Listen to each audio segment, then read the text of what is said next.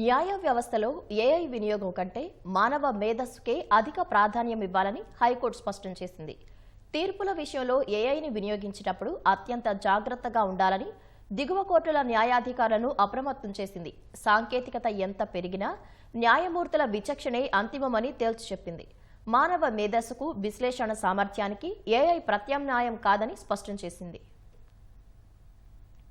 ఓ civil వివాదంలో Vijayawada court నియమించిన advocate commission ఇచ్చిన నివేదికపై అభ్యంతరం వ్యక్తం చేస్తూ గుమ్మడి ఉషారాణి, సునీత అనుబంధ పిటిషన్ వేశారు. దీన్ని కొట్టేస్తూ గత ఏడాది ఆగస్టు 19న విజయవాడ కోర్టు ఉత్తర్వులిచ్చింది. అడ్వకేట్ కమిషన్ నివేదిక సాక్ష్యం మాత్రమేనని, దానిపై అభ్యంతరం ఉంటే విచారణలో తేల్చుకోవాలంది. ఈ సందర్భంగా 4 తీర్పులను తన ఉత్తర్వుల్లో ఉదహరించింది. ఈ ఉత్తర్వులపై ఉషారాణి, సునీత హైకోర్టులో సివిల్ రివిజన్ పిటిషన్ వేశారు. విజయవాడ కోర్టు న్యాయాధికారి ఇచ్చిన ఉత్తర్వుల్లో ప్రస్తావించిన 4 తీర్పులు ఉనికిలో లేవన్నారు. లేని తీర్పుల ఆధారంగా ఉత్తర్వులిచ్చిన నేపథ్యంలో వాటిని రద్దు చేయాలని కోరారు. దీనిపై హైకోర్టు న్యాయమూర్తి జస్టిస్ తిల్హరి నివేదిక కోరారు. ఆ మేరకు విజయవాడ కోర్టు న్యాయాధికారి నివేదిక ఇచ్చారు. తన ఉత్తర్వుల్లో పేర్కొన్న తీర్పులు ఏఐ ద్వారా వచ్చినవేనని అంగీకరించారు. తొలిసారి ఏఐను వినియోగించారని, అది ఇచ్చిన తీర్పులు సరైనవేనని విశ్వసించారని చెప్పారు. ఏఐపై ఆధారపడటం వల్ల ఈ తప్పు జరిగిందని, భవిష్యత్తులో మరింత జాగ్రత్తగా తీర్పులు పరిశీలిస్తానని వివరణ ఇచ్చారు. అధికారిక తీర్పులపైనే ఆధారపడతానని నివేదించారు. తీర్పుల ప్రస్తావనలో తప్పు దొర్లినా